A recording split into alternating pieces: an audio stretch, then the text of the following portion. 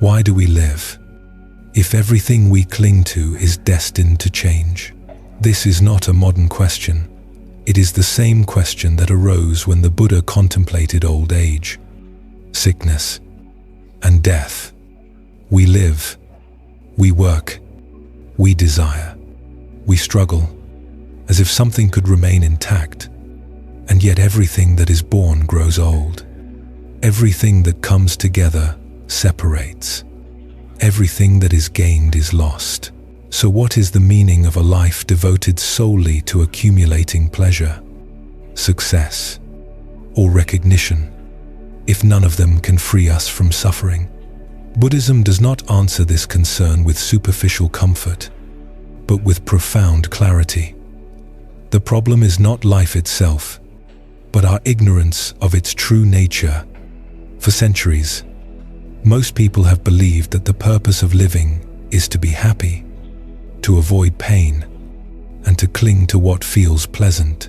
The Buddha, however, offered a different, quiet, and transformative answer. Life finds its meaning when we understand suffering and learn how to be free from it. From this perspective arises a teaching that challenges what nearly everyone believes. A response that does not promise eternal pleasure, but inner freedom. In this reflection, we move step by step toward that essential truth, the true purpose of life, not what 99% believe, and the Buddha's answer. Long before great cities existed, before humanity learned to measure time with clocks and value with money, there was a young prince who one night left his palace in silence. Siddhartha Gautama was not fleeing poverty because he had never known it, nor escaping physical pain. Because his body was healthy, he was fleeing a question that burned within him. He had seen something no luxury could erase: old age, illness, and death. And he understood with unsettling clarity that no victory, no pleasure, no title could protect him from that truth. That night, without speeches or applause, one of the deepest quests in human history began. He was not searching for happiness. He was searching for the end of suffering. Today, centuries later, we still ask the same question that led him to abandon everything. What do we really live for? The modern world answers confidently: we live to be happy. This idea is repeated to us from childhood like an unquestionable mantra study to become someone. Work hard to earn more. Travel, enjoy, experience. Accumulate memories, to accumulate achievements, and beneath it all lies the silent promise that one day, when everything is in place, we will feel fulfilled. But there is a problem, even when that day arrives. When the goal is reached, something inside us remains restless. You may have felt it after achieving something you desired for years.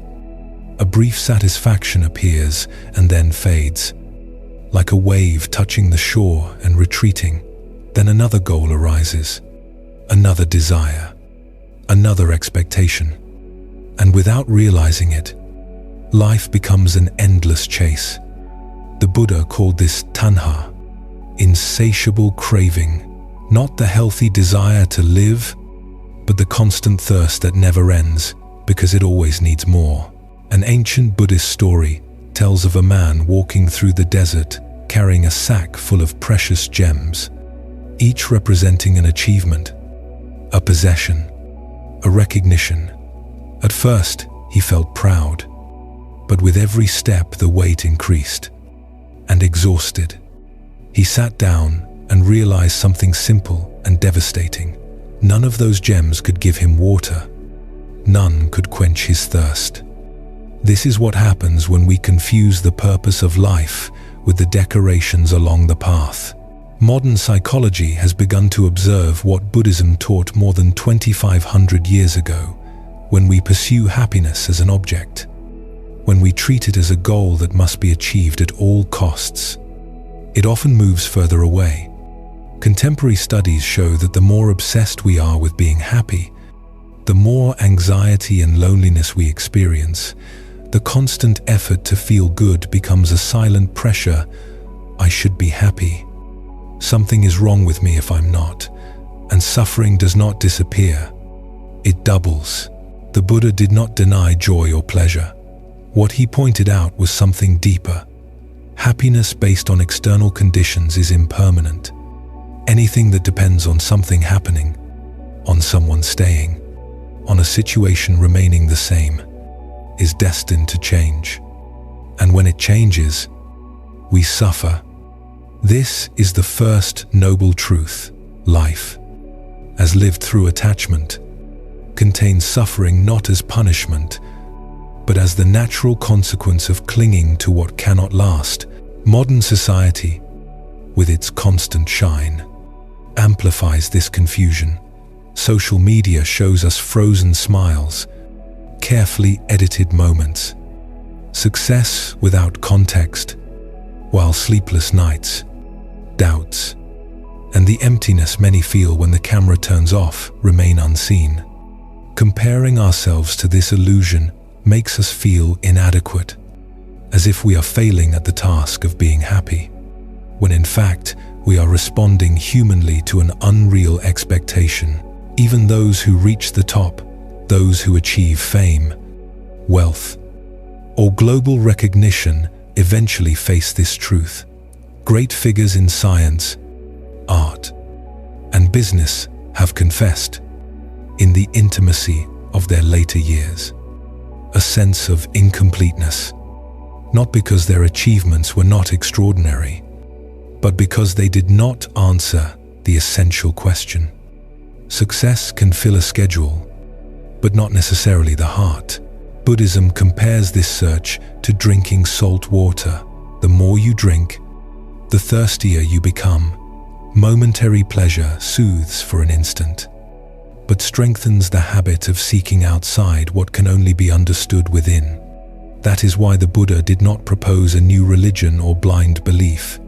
He proposed direct observation of human experience, honestly seeing how desire arises, how attachment appears, how the fear of losing what we love binds us to suffering. In another story, a disciple asked the Buddha what the ultimate meaning of life was. The Buddha picked up a dry leaf from the ground and asked, "Which is more numerous, the leaves in this forest or the one in my hand?" The disciple answered that the entire forest was greater. And the Buddha smiled and said, "So vast is the knowledge of the world. But what I teach is only what is necessary to be free from suffering." He did not promise eternal happiness. He promised freedom. Here lies the great difference. The goal of the Buddhist path is not to feel good all the time, but to stop being slaves to unnecessary suffering. To learn to inhabit life as it is with its joys and its losses without being trapped by them. To understand that peace does not come from controlling the world, but from understanding the mind. When we grasp this, the question changes. It is no longer, how can I be happy? But how can I live wisely? How can I respond to pain without hatred? To pleasure without attachment? To uncertainty without fear? From this perspective, the purpose of life is awakening to see clearly, to free ourselves from the illusions that keep us running in circles. The Buddha taught the Eightfold Path not as a moral checklist, but as a practical guide to living with awareness, ethics, and understanding, speaking truthfully, acting with compassion, cultivating the mind, observing thoughts without identifying with them. Gradually, suffering loses its power, not because difficulties disappear, but because they no longer define us. A deep serenity arises when we stop demanding that life make us happy, when we accept its impermanence, its fragility, its imperfect beauty. In that space emerges a peace more stable than any pleasure, a peace that does not depend on applause or success, a peace that can exist even alongside pain. Perhaps the true purpose of life is not to accumulate happy moments, but to learn to let go of the idea that things should always be different, of the illusion of control, of the belief that our worth depends only on what we achieve, and in the silence that remains, we discover something essential, a vast awareness, capable of loving without possessing, of acting without clinging, of living without running away. The Buddha did not promise a perfect life. He promised a free mind, and that quiet, profound freedom may be the truest meaning of being alive. When we stop chasing happiness like a trophy and begin to cultivate understanding, life is no longer a race. It becomes a path. And every step, even the most difficult one, begins to make sense. Perhaps, as we will see next, we have been asking the wrong question, aiming at happiness when we should instead have examined the nature of our dissatisfaction. Because to discover the true purpose of life, we must first understand the mechanism that keeps us perpetually unsatisfied, even when we obtain what we desire. And here we enter what Buddhism calls the true mechanics of desire. For on the surface, it seems obvious that we pursue what we pursue: pleasure, joy, positive experiences, simply because we want to feel good. But when we look more deeply, a disturbing and liberating understanding emerges at the same time. Much of what we call seeking happiness is actually a constant attempt to escape discomfort. We are not so much running toward a marvelous prize called happiness as fleeing desperately from the quiet pain of everyday life. And when we understand this, everything flips. Because perhaps we have confused relief with happiness, something the Buddha himself explained with striking clarity in a teaching known as the Salatha Sutta, or the parable of the arrow, where he observed that an ordinary person, when touched by a painful sensation, stress, boredom, loneliness, irritation, desperately seeks something to soothe it, and being touched by that painful feeling, delights in sensual pleasure. And when asked why this happens, the answer is simple and profound. Because the uninstructed person knows of no escape from painful feeling other than sensual pleasure. Meaning that when we feel discomfort, our automatic reflex is to seek quick pleasure to escape it. If we are exhausted from work, we have a drink or lose ourselves for hours in a series. If we feel lonely, we seek validation on a screen. If we feel inadequate, we obsess over achievements to prove our worth. And according to the Buddha, the only escape an unawakened mind knows is to temporarily drown pain in some form of pleasure, which can be as harmless as eating something sweet when we are sad, or as destructive as using substances to numb emotional emptiness. But in both cases, pleasure only covers suffering for a short while. Something modern psychology has also confirmed, because studies on addiction show that as addiction deepens, people continue consuming not to feel good, but to avoid feeling worse. As one specialist put it, the addict is no longer chasing the high, only trying to feel normal or avoid hitting bottom.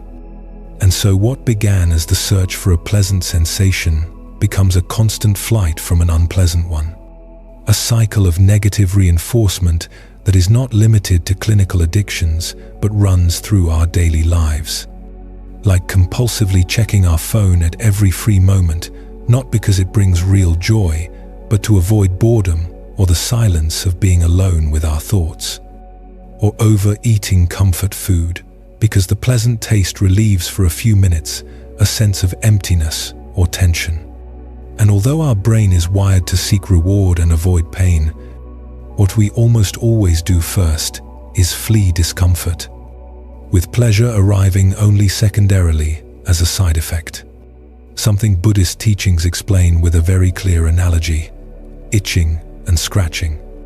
Because itching is unpleasant and scratching feels pleasurable.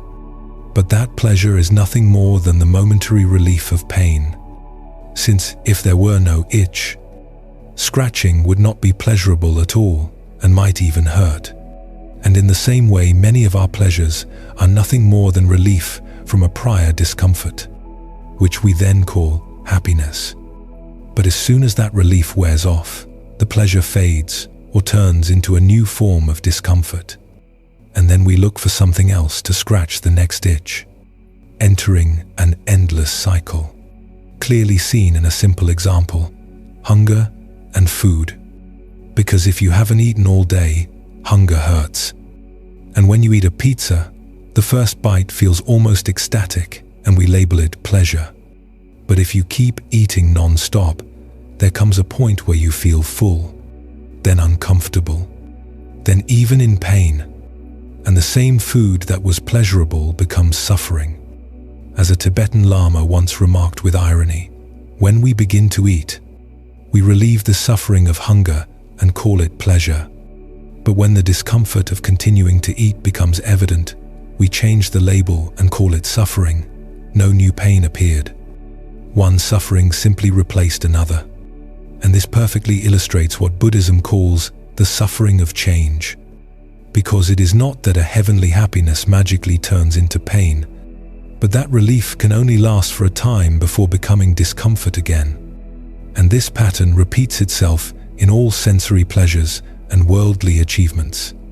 Since all enjoyment depends on conditions, fades when those conditions change, and sometimes even reverses into dissatisfaction, like resting in the sun on a cool day that feels pleasant until the heat burns the skin, or receiving a promotion that excites us until the added stress appears, or falling deeply in love until conflict or loss brings pain.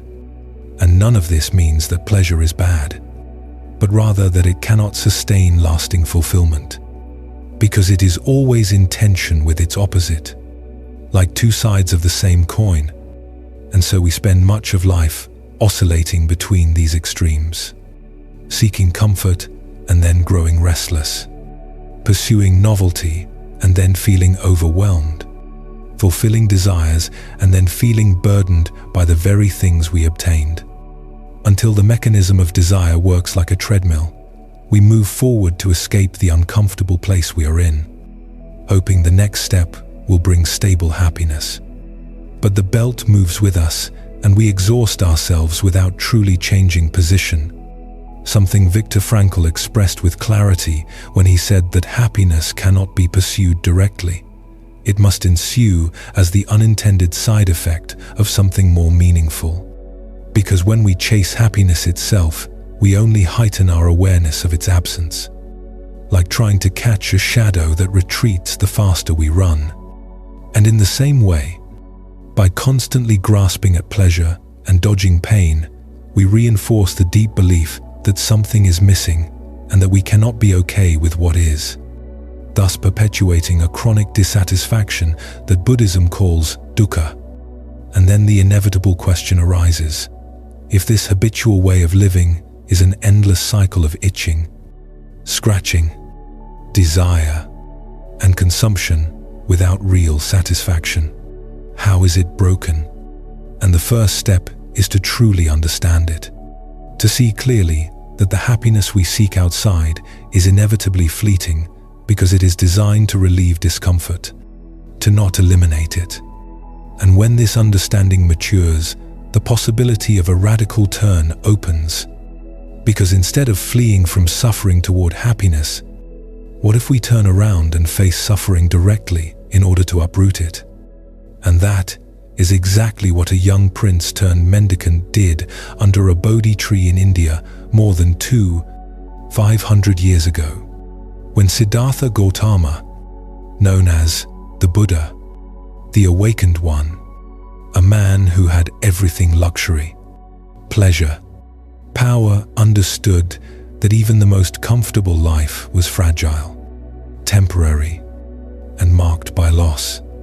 And upon awakening to this truth, he discovered something far deeper than any worldly pleasure and laid out a path so that all of us might find real freedom, which can be summarized as follows. And when heard not as theory, but as a living guide to our own experience, they begin to carry a profound transformative force. First is the noble truth of dukkha, the truth of suffering or dissatisfaction, because life as we usually live it is permeated by dukkha, not only in its most obvious forms such as physical pain, grief, trauma, or loss, but also in a much subtler and constant form, that feeling of emptiness, inattention, or restlessness that appears even when everything seems to be going well. When we achieve something we desired, and yet something inside never fully settles. And that is why the Buddha declared with absolute clarity in his first discourse, birth is suffering, aging is suffering, sickness is suffering, death is suffering, sorrow and lamentation are suffering. And he continued by saying that association with what is unloved is suffering. Separation from what is loved is suffering. Not getting what one wants is suffering. And he concluded with a phrase that encompasses the whole of human experience. In short, the 5 aggregates of clinging are suffering. And this was not a pessimistic view that denied the beauty of life, but an honest and awakened observation of its changing nature. Because even the most pleasant moments are marked by impermanence and by their inability to definitively satisfy the deep longing of the human heart for something stable and secure.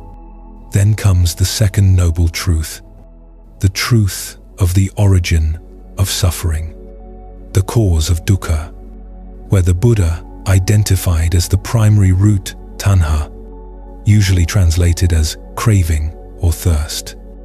That constant tendency to want things to be different from how they are, the craving for sensual pleasures, the craving to exist, to become, to accumulate, to affirm oneself, and also the craving not to exist, to escape, to annihilate what hurts, all driven by ignorance, by not seeing reality as it truly is. And in essence, we suffer because we cling tightly to impermanent things and because we seek fulfillment in places that inevitably disappoint us. As a canonical text expresses when it says, "It is this craving that leads to renewed existence, accompanied by delight and attachment, seeking pleasure here and there, craving for sensual pleasure, craving for existence, craving for annihilation." And in modern terms, the Buddha identified with surgical precision that our psychological habit of resisting pain and clinging to pleasure keeps us trapped in dissatisfaction. Because desire is like an itch that can never be fully scratched, it always returns. Then comes the third noble truth, the truth of the cessation of suffering. And here, the Buddha's great optimism is revealed, because he affirmed that the end of dukkha is possible, that if the conditions giving rise to suffering, craving, and ignorance are removed, then suffering also ceases. And he called this state of liberation nirvana, nibbana in Pali, which literally means extinction, like a fire that goes out when it runs out of fuel. And what is extinguished are the fires of greed, aversion, and confusion in the human heart, describing this truth as the complete fading away and cessation of craving, its abandonment, its relinquishment, freedom from it, non-dependence on it, making it clear that nirvana is not a place or a heaven, but a profound state of peace, an unshakable freedom from the cycle of desire and dissatisfaction, something the Buddha called the unconditioned liberation, an inner security that does not depend on changing conditions. And although some texts refer to nirvana as the supreme happiness, this is not happiness in the worldly sense of a fleeting emotion, but a fullness born from the absence of suffering, like carrying a heavy burden your entire life and suddenly putting it down, leaving lightness, clarity, and rest. Finally comes the fourth noble truth, the truth of the path leading to the cessation of suffering. Because the Buddha did not merely point out the problem and its solution, but offered a practical and concrete path, the Noble Eightfold Path, symbolized as a wheel with 8 spokes, a complete guide for living ethically, cultivating the mind, and developing wisdom, whose 8 aspects are right view, right intention, right speech, right action, right livelihood, right effort, right mindfulness, and right concentration, clarifying that sama, or right, does not mean rigid moralism, but what is skillful, effective, and conducive to liberation. And thus the Buddha showed that the true purpose of life is not to chase pleasant sensations, but to walk this path with awareness in order to free ourselves from the very root of suffering. Far from being arbitrary rules, these 8 factors encompass every aspect of life: how we understand the world, how we think, how we speak and act, how we earn a living, and how we train the mind. And the Buddha emphasized that this path is the middle way between 2 extremes he knew well: excessive indulgence in pleasure on one side and extreme self-mortification on the other. Because neither liberates, and so he taught a balanced, humane, and gradual approach to purifying the mind and uprooting desire, stating clearly, "And this, monks, is the noble truth of the path of practice leading to the cessation of dukkha," namely, this noble eightfold path. And in his first teaching, he described this path as the antidote to suffering, the medicine capable of curing the deep disease of the human condition, which is why in the Buddhist tradition, the symbol of the wheel of Dharma with 8 spokes represents this path. For the Buddha said that discovering it was like finding an ancient road leading to a lost city, a timeless route walked by the awakened ones of the past that he rediscovered and opened for all. And by setting the wheel of Dharma in motion, as the texts say, he activated a teaching meant to lead beyond suffering, where each spoke reminds us that every aspect of the path is essential and interconnected, supporting the whole. Because just as a wheel allows a cart to move forward with stability, the Noble Eightfold Path allows us to progress step by step toward liberation. And with this understanding, the Buddha completely reframed the purpose of life. Because it was not about accumulating more pleasures or achievements, precisely what he had abandoned, but about understanding suffering and eliminating its cause in order to attain unshakable freedom. Something he summarized bluntly by saying, "I teach only one thing, suffering and the end of suffering." A phrase that may initially sound harsh and raise the question, where do happiness, love, and the sacred fit in? But when contemplated deeply, it becomes clear that everything truly valuable is contained in understanding suffering and freeing oneself from it. Because compassion, kindness, and wisdom arise naturally when we see clearly what generates pain and let go of its causes. It is important to clarify that ending suffering does not mean turning life into a dry, emotionless void, but quite the opposite. For those who have walked the Buddha's path, speak of a far greater capacity for joy, not the fleeting euphoria of sensory pleasure, but a serene joy born of understanding and compassion, because the Buddha taught that when the thorn of craving is removed from the heart, authentic happiness, sukha, arises naturally. And in this sense, he was not opposed to happiness, but sought to show us its highest and most reliable form. Understanding that what beings ultimately seek is not endless ecstasy, but the end of inner conflict that produces pain, and that freedom from dukkha is itself bliss. As a Buddhist text expresses it, the cessation of suffering, the liberation of the mind that is the supreme happiness. And although all this may sound lofty, the Buddha was profoundly practical, because he offered a path that anyone, in any lifestyle, can cultivate without blind belief, by testing it in direct experience. And so now we turn to the Noble Eightfold Path, not as abstract theory but as a living guide, asking how someone in the modern world with work, family, and a daily life full of stimuli can live this path. What it truly means to move from seeking happiness to cultivating freedom in everyday life. And before examining each of the 8 factors, it is worth reinforcing why this shift in focus from pursuing happiness to ending suffering is so crucial. Because modern psychology is increasingly confirming the Buddha's intuition that chasing happiness as a goal often produces the opposite effect. Since happiness, as we usually understand it, is a fleeting emotion and not a solid foundation for building a life, we have seen how pleasures come and go, and how the desire to repeat them keeps us spinning like a wheel without end. And today research shows that even the mindset of "I must be happy" can undermine genuine well-being. As studies have found that people obsessed with being happy tend to feel more anxious and dissatisfied, such as experiments where participants instructed to highly value happiness ended up feeling worse after watching a supposedly joyful scene, because their elevated expectations made ordinary joy feel disappointing.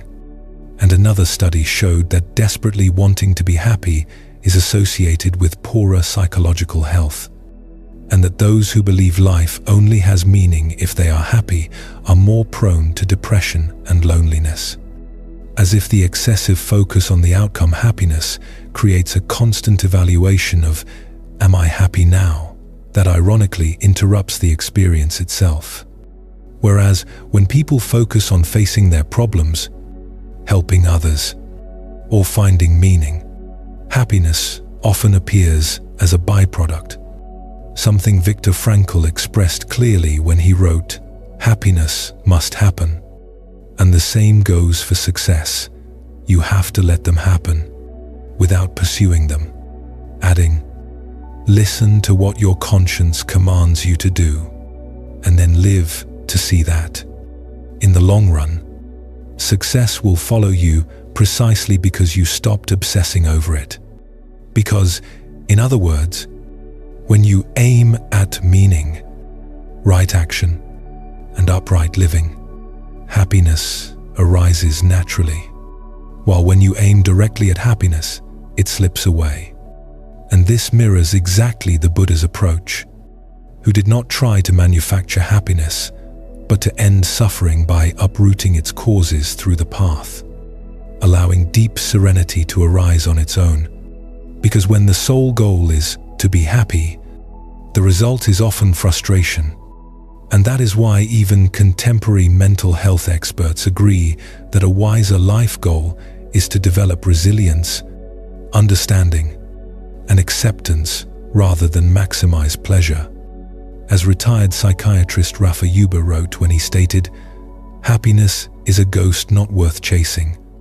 There are much wiser goals in life," warning that pursuing a permanent and unrealistic bliss is psychologically unhealthy, and instead proposing a reasonable satisfaction that includes moments of joy as well as pain, accepting pain as a natural part of existence, something that resonates deeply with the Buddhist view that completely avoiding pain is impossible, but that what we can do is transform our relationship with pain and pleasure through wisdom, understanding that pain in life is inevitable.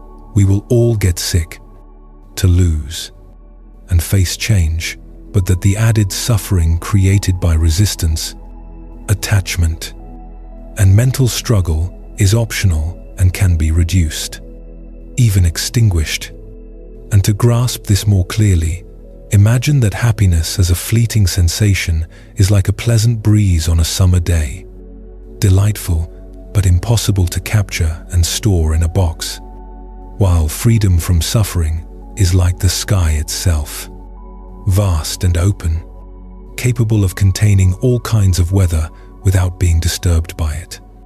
And when you cultivate a sky-like mind through understanding and the letting go of compulsive desire, the breezes of joy can pass through you and be enjoyed. Storms of sadness may arrive, and you know they will also pass. You are no longer defined by the constant hunger for the next breeze.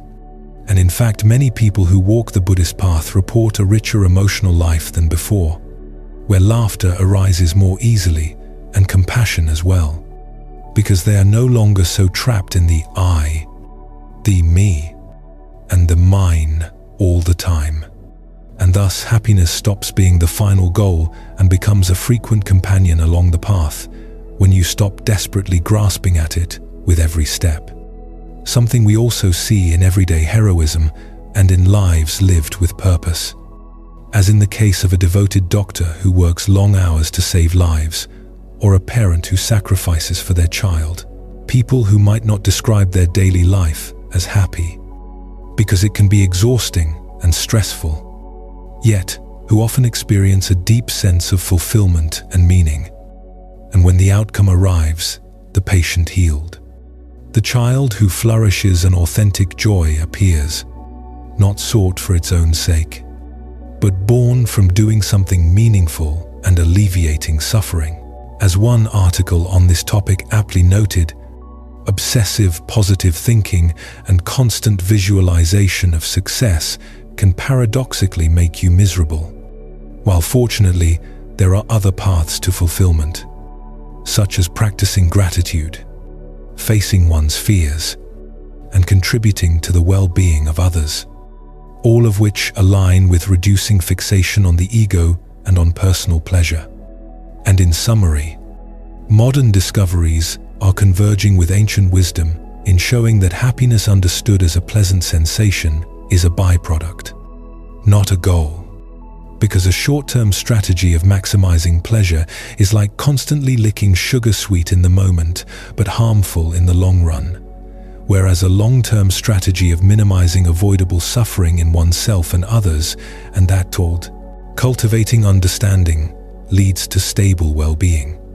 And the Buddha was never against happiness, but sought to offer us the truest and deepest form of it, the one that arises from freeing the mind from the constant agitation of wanting, which is why he described his enlightenment not as acquiring something new, but as the cooling and calming of the fires of greed, hatred, and confusion cooled into peace.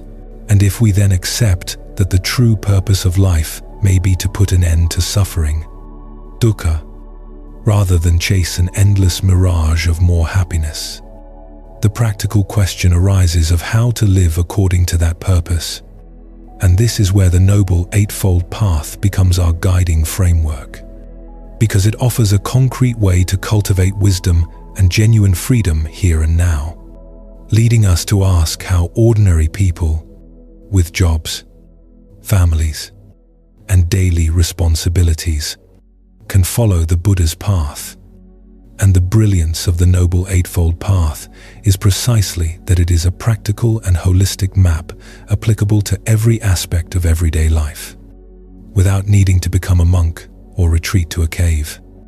Because the path meets you where you are, integrating balance and avoiding extremes, as a guide for living with mindfulness and wisdom, reducing suffering and increasing real well-being, beginning with right view, samma ditthithi, which means seeing life with realism and wisdom, understanding the Four Noble Truths, recognizing that life contains dukkha, that much of our stress arises from attachment, and that changing how we see can free us.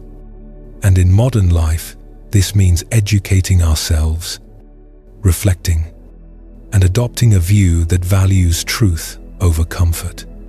Remembering, for example, that material possessions are impermanent and that basing identity on a car or a title leads to suffering.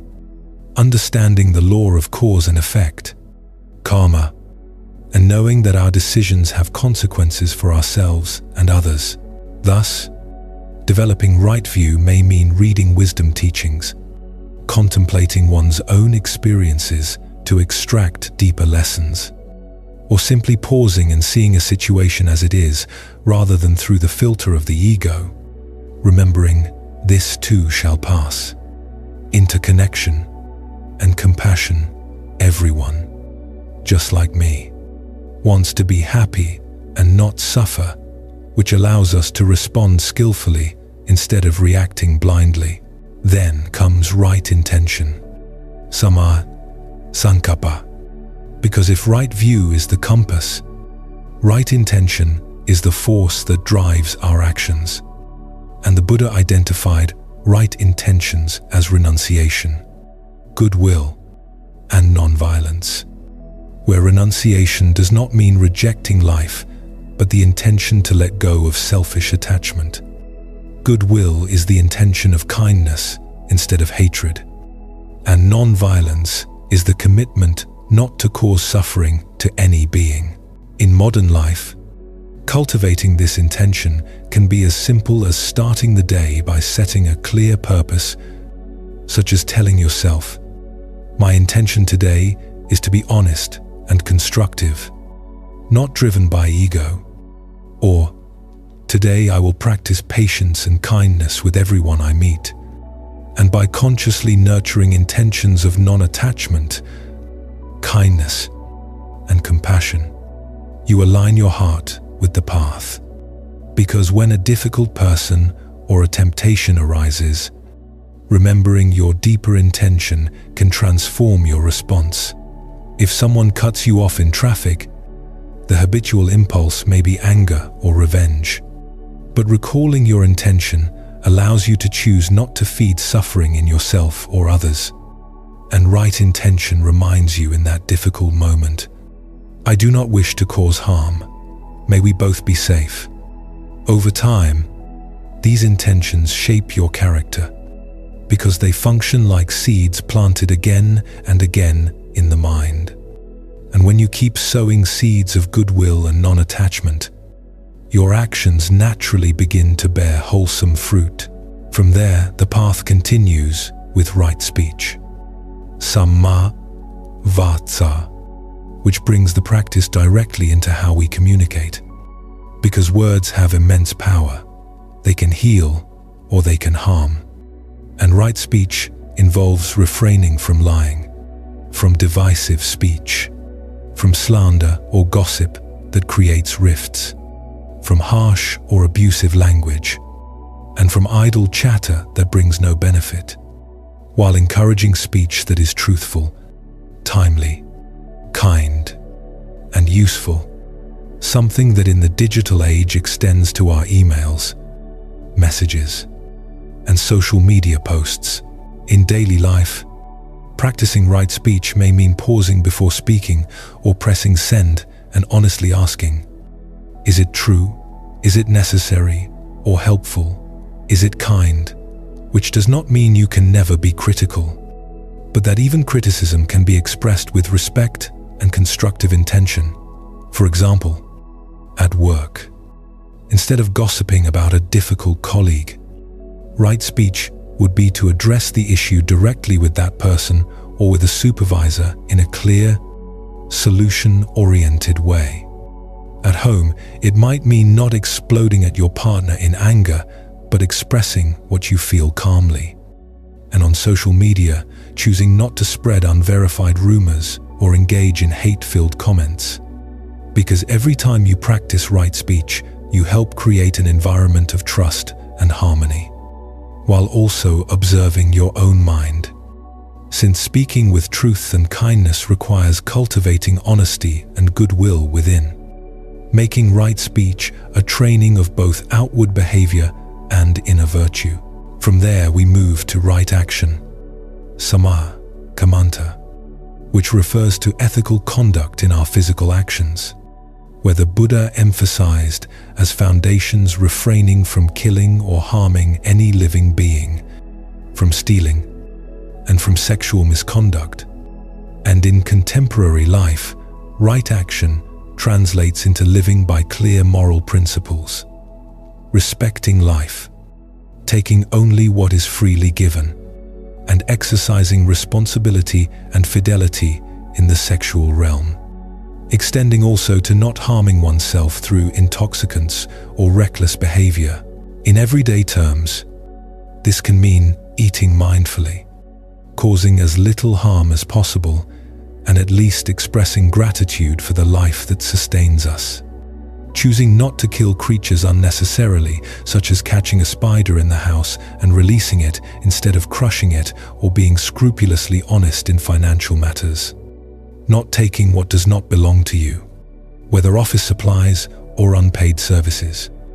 And in modern terms, sexual ethics means not using others as objects of pleasure, honoring commitments if you are in a relationship, and always ensuring consent and compassion in intimacy, so that every action becomes part of your spiritual practice.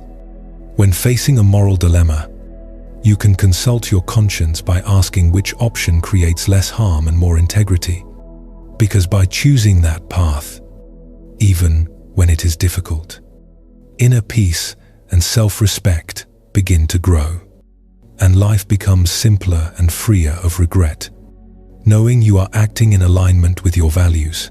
From there arises right livelihood, sama ajiva, which invites us to earn our living in a way that does not cause suffering to others and is ethically sound. Since the Buddha explicitly pointed out occupations to avoid, such as the trade in weapons, human trafficking or slavery, the slaughter of animals, and the sale of intoxicants and poisons. In other words, any livelihood that directly harms life or well-being. For us today, right livelihood is a call to reflect on the ethics of our daily work and its impact on the world, asking what we do to live and whom it benefits or harms.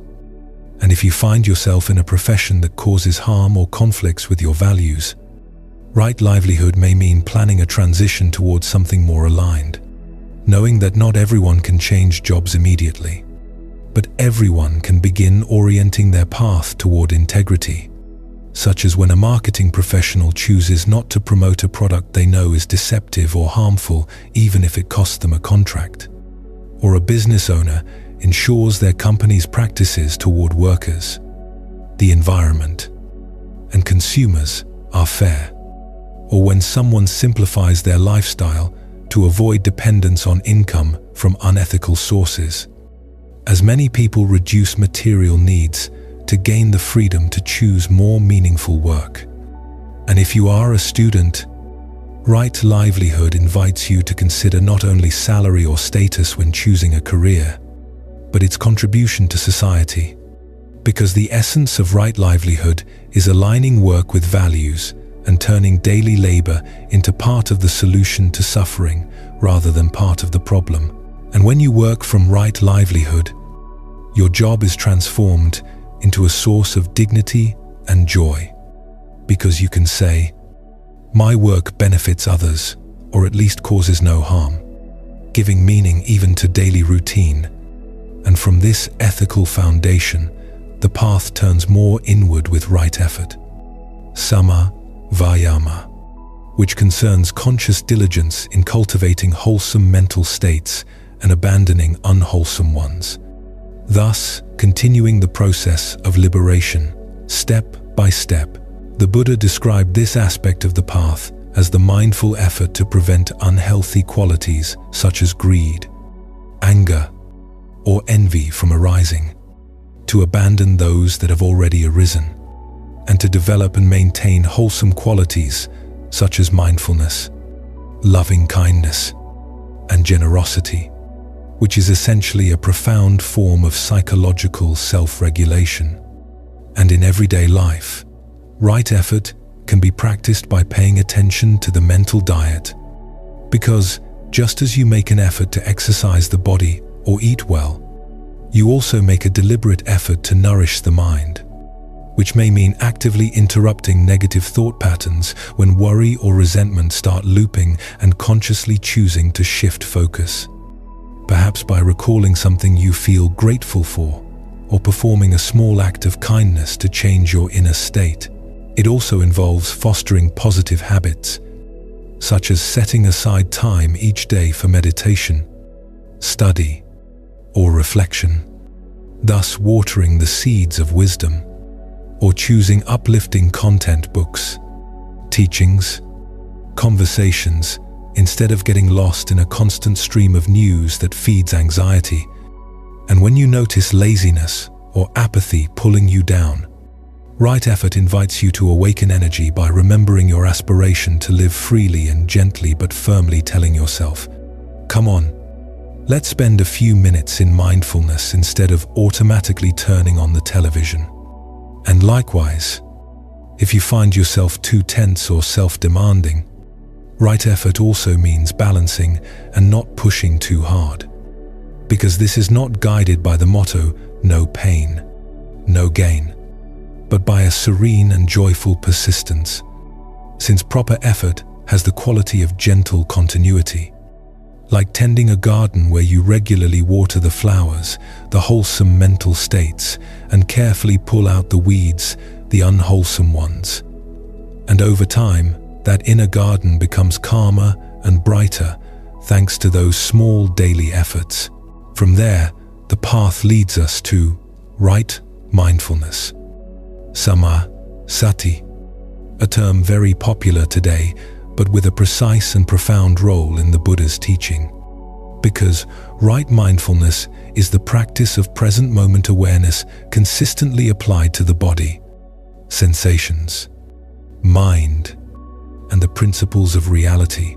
The four foundations of mindfulness taught in the Satipatthana Sutta, which means maintaining clear, non-reactive attention to what is happening right now, without clinging or aversion, or simply put, being truly awake in your own life.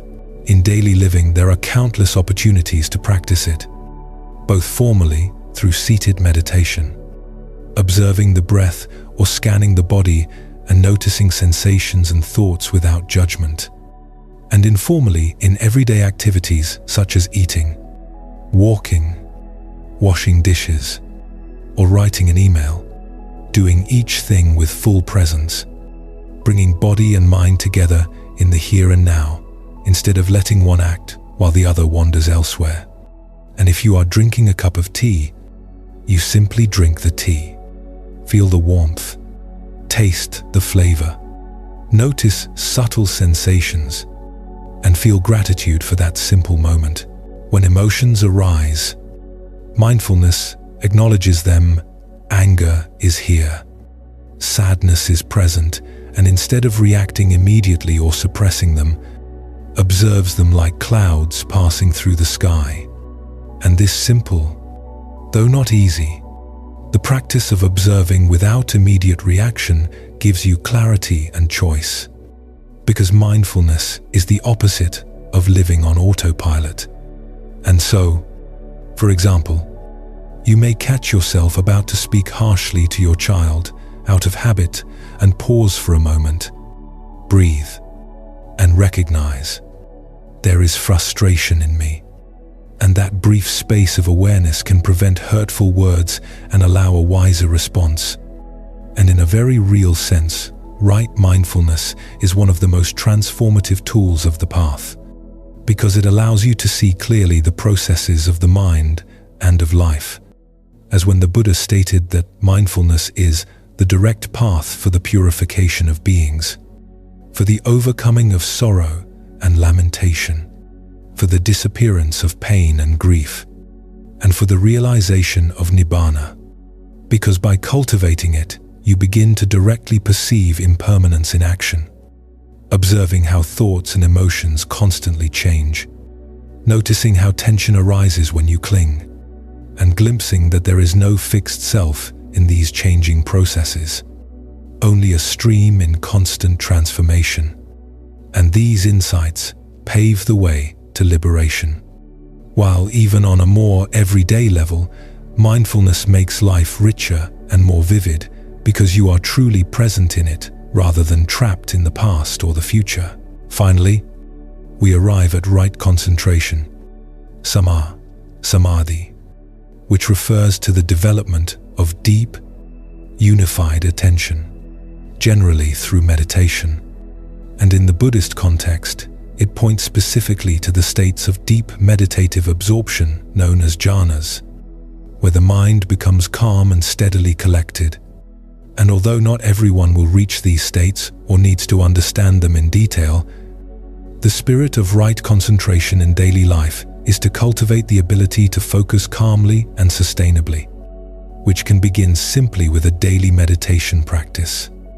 Even 5 or 10 minutes devoted to the breath, a phrase, or a visualization, training the mind to return gently when it becomes distracted, and thus laying the foundation for a more stable, clear, and free mind.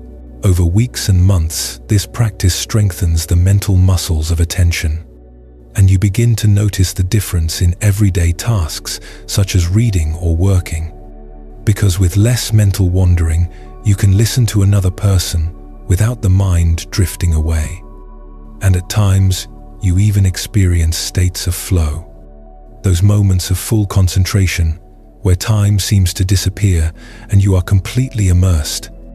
And right concentration is also closely linked to calm, because in this age of overstimulation, training the mind to focus is a true antidote to fragmentation and anxiety.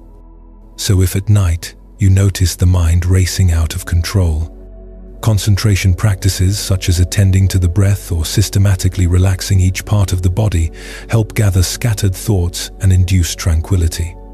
And some people use prayers or mantras, phrases repeated gently with a similar effect, since focusing on a single point gradually displaces constant rumination and brings peace. Over time, a well-concentrated mind can enter a blissful stillness during meditation, the states of deep absorption that refresh the heart and offer a foretaste of liberation. And even without seeking special states, any step toward greater concentration and calm greatly supports the other factors of the path, because it becomes easier to maintain mindfulness, apply right effort, and sustain an ethical life when the mind is no longer a wild monkey. And concentration transforms that restless monkey into a steady, powerful, and gentle elephant, capable of carrying the path with stability. It is important to understand that these 8 factors are not practiced one after another in a rigid sequence, but support each other simultaneously, which is why they are represented as a wheel with 8 spokes, because all must be strong for the wheel to turn smoothly. And if one area is weak, for example, if someone tries to meditate and develop mindfulness and concentration while living unethically through wrong action or livelihood, progress stalls. And conversely, when you improve one factor, you naturally support the others, such as when practicing mindfulness makes you more aware of what you say and do, spontaneously improving right speech and right action. Or when living with integrity gives you a clear conscience that makes concentration in meditation easier, showing that this path is an integrated way of life rather than a list of isolated practices. That is why contemporary Buddhist teachers speak of cultivating a whole way of life, where spirituality is not separated from the everyday, but the commute to work, the way you cook, conversations, and choices of entertainment all become training, and every moment offers the opportunity to practice one or more factors of the path, such as when you are stuck in traffic and can train patience and mindful breathing, or when you face a moral decision at work and draw on right view and right intention for guidance, or when you feel low and without purpose and remember the right view that everything changes and choose to perform an act of generosity to lift the mind, activating right effort to cultivate a wholesome state. The beauty of this process is that as you walk the path, the quality of dukkha in your life begins to diminish, because you may notice that you no longer get angry as before, or that if anger arises, it dissolves more quickly through awareness. Your mind is no longer constantly filled with desires and worries. You find more contentment in simple things. And relationships improve because you communicate with greater honesty and kindness.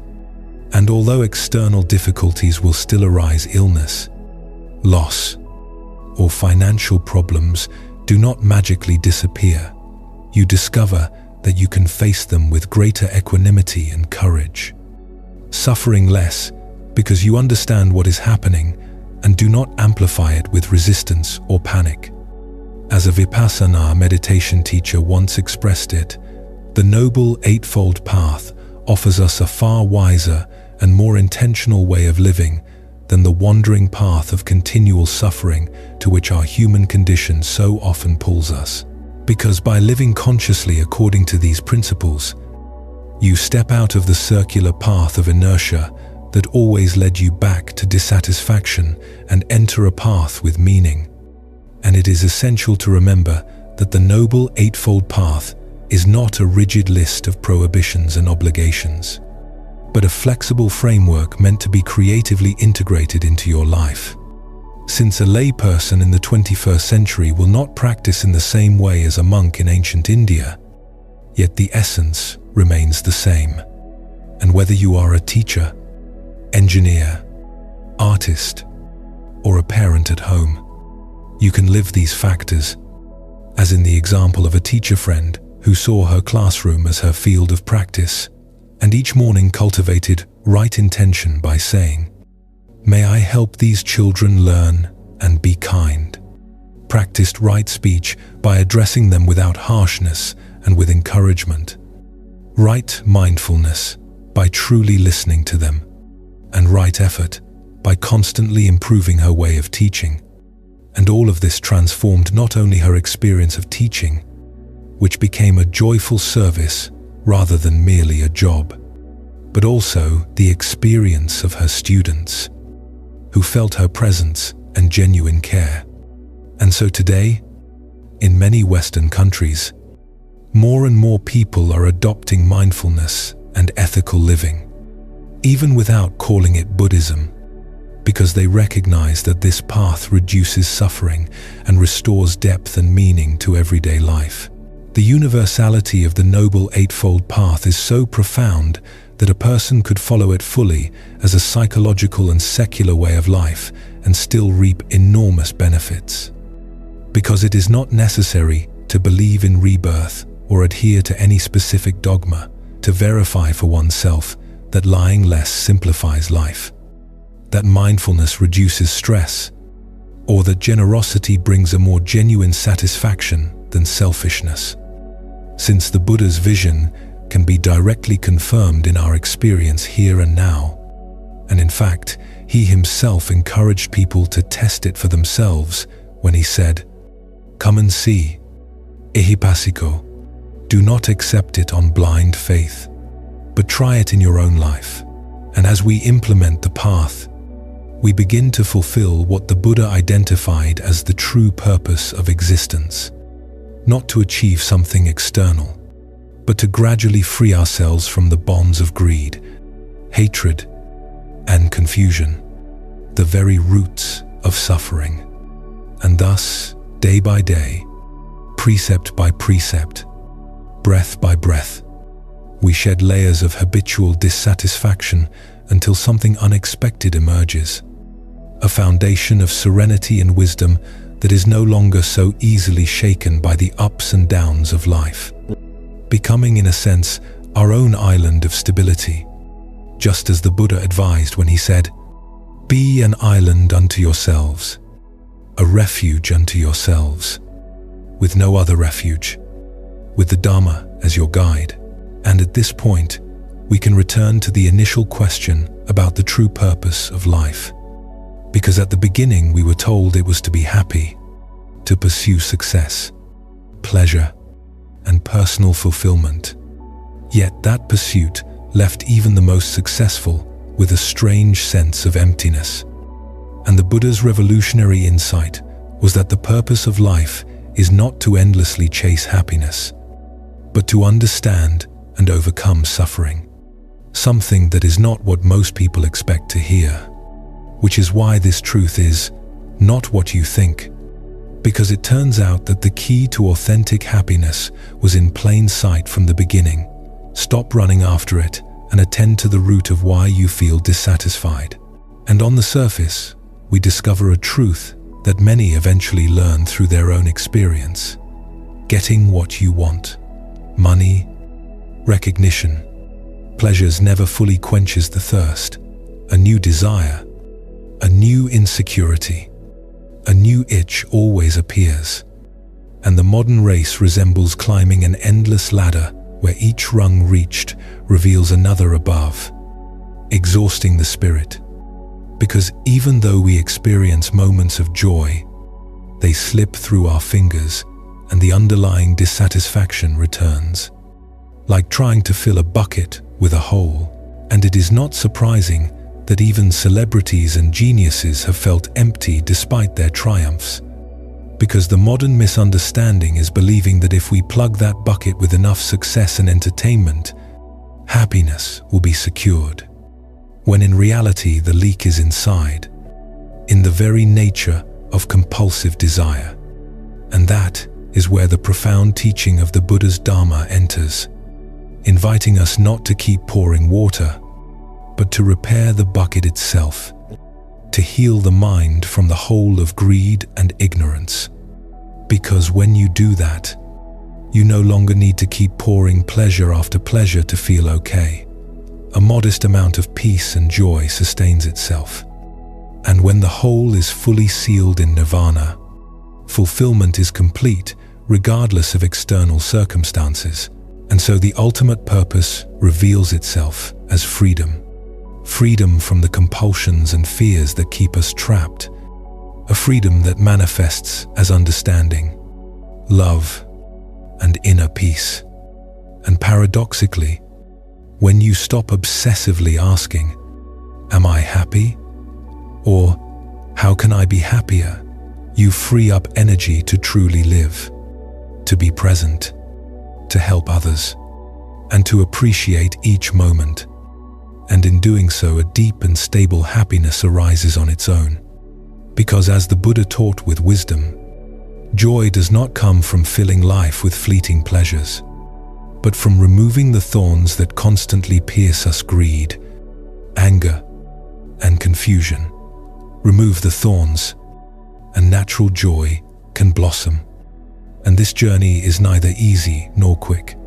It is called a path because it is walked step by step, moment by moment, with falls and challenges. But consider the alternative: remaining in the automatic mode of endless desire and brief satisfactions whose destination we already know. And by choosing the path of wisdom, you choose to awaken from a recurring bad dream, the dream that something external will finally complete you. And upon awakening, you understand, as Viktor Frankl did under the most extreme conditions, that everything can be taken from a man but one thing, the last of the human freedoms: to choose one's attitude in any given set of circumstances. And the Buddha's path greatly expands that freedom, showing us how to transform attitudes, habits, and even the very texture of consciousness so that suffering diminishes and freedom grows. And in practical terms, embracing the true purpose of life implies a shift in priorities, beginning to value wisdom over wealth, compassion over comfort, and liberation over external approval, not by abandoning work or family, but by infusing them with these higher values, thus redefining success from within. It is not about how much you possess, but how much you have understood. Not how many experiences you have accumulated, but how much peace you have found within. And in that same spirit, the Nobel Prize-winning physicist Albert Einstein once observed that a calm and modest life brings more happiness than the pursuit of success combined with constant restlessness. And without naming it, he was pointing to the middle way, that life of balance and understanding that naturally leads to contentment. And as we reach the end of this reflection, it is important to clarify that none of this implies rejecting joy or the beauty of life. Because the opposite happens when you stop clinging and begin to pay mindful attention. Life becomes more vivid and more wondrous. A simple walk in nature, a child's smile, sharing a meal with friends, moments that can awaken a joy far deeper than any material trophy, with the difference that you no longer try to possess those moments. You simply live them fully and let them pass, knowing that your well-being does not depend on their repetition or permanence. And this creates a sense of lightness and inner courage. Because in Buddhist texts, the awakened person is sometimes described as ananvagada, dependent on nothing. And even imagining that state brings relief, like finally setting down a heavy backpack you have carried all your life. And poetically speaking, the purpose of life is not to chase the glint of sunlight reflected on a wall, but to open the window and step into the full light of day. Because happiness was only the glint, a reflection, a promise, while freedom is entering the light itself. And when you do, you discover that this light was always within you, and that the Buddha merely helps us remove the blinds. And the call to action here is gentle but clear. Shift the focus. Instead of asking, "How can I get more happiness from life?" begin asking, "What am I clinging to? How am I creating suffering? And what can I let go of right now?" Take even a single principle of the Noble Eightfold Path and practice it sincerely, and you will see the difference. Perhaps beginning by cultivating mindfulness in your daily routine, or more compassion in your relationships, or simplifying a habit you know binds you, letting your own experience be the guide. Because, as the Buddha advised his disciples, be a lamp unto yourselves. For the true purpose of life is not revealed in a flash of external glory, but in the slow dawn of inner wisdom, a purpose that is lived and felt in the silence of the heart and in the kindness of actions. It may not be what we expected, but it is infinitely deeper.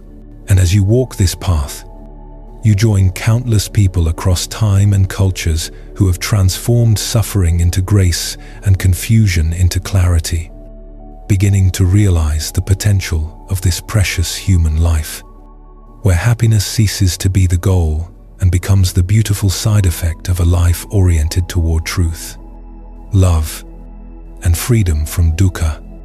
Because ultimately, the end of desire, non-attachment, cessation, and liberation, as the Buddha described the goal, may sound lofty, but they are reached one mindful breath at a time, one kind act at a time, one wise decision at a time.